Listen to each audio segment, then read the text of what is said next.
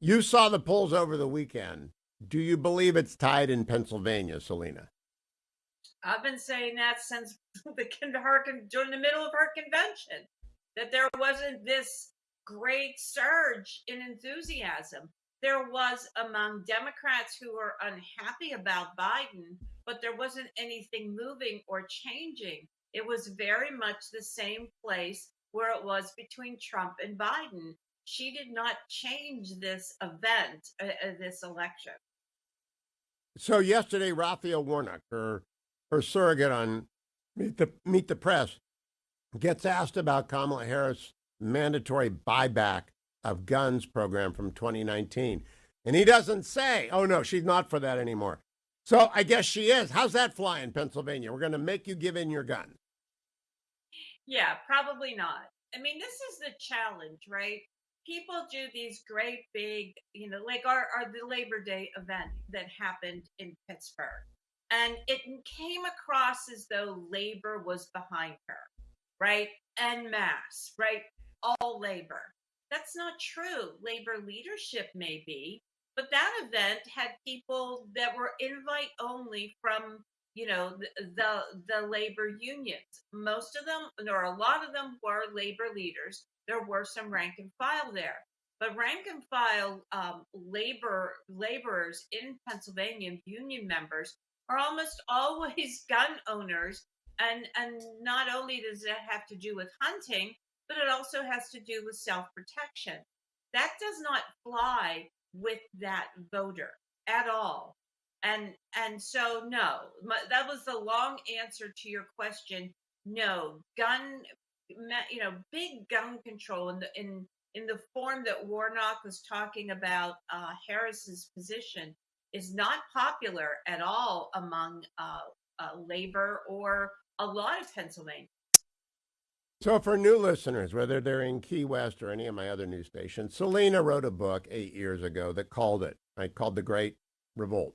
And she was the only one who called Trump winning. In Pennsylvania, and Salena lives in Pittsburgh, and she's a dear friend. She is a Pittsburgher, so we call it the Inza Report. But you've got to listen now when she explains to you why, as Erie goes, so goes the country. Now, I'm on in Wilkes-Barre and Scranton and Bedford and Philly and Pittsburgh, but I'm really talking to Talk Erie right now, which is 103.3, 105.5, and 1530 AM up there in Erie. Why does Erie matter so much? Explain it to the folks in Atlanta driving to work. So Erie was the home forever and a day of the New Deal coalition of Democrats. It voted for a Democrat president for generations.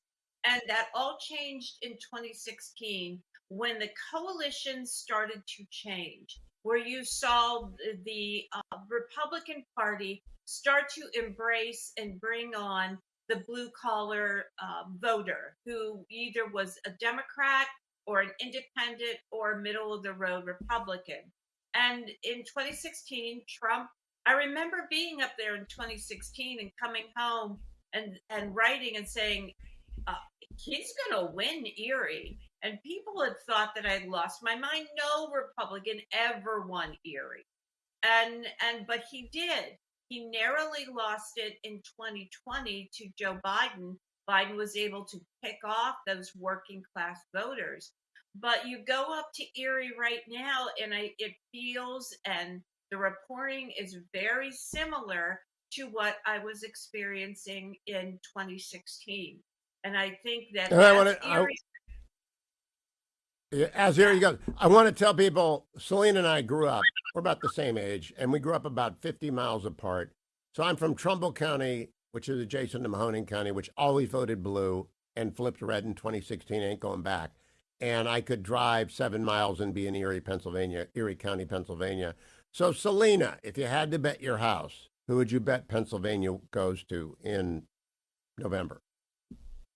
if the elections were held today, it's definitely Trump, without a question in my mind. It has nothing to do with liking him or not liking him.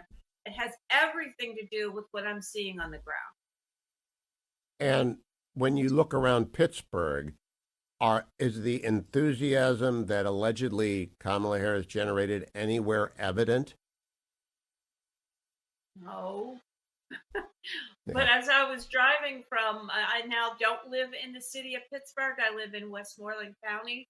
Every Sunday, Sunday dinner at my parents' house. I drive through the city to get to my parents' house, and even you expect to see it in the rural and suburban areas. You see the Trump enthusiasm, but even in the city of Pittsburgh, I'm seeing all of these Trump signs in places and neighborhoods they should not be, and that tells me something. The coalition is expanding that I wrote about in the Great Revolt as opposed to shrinking.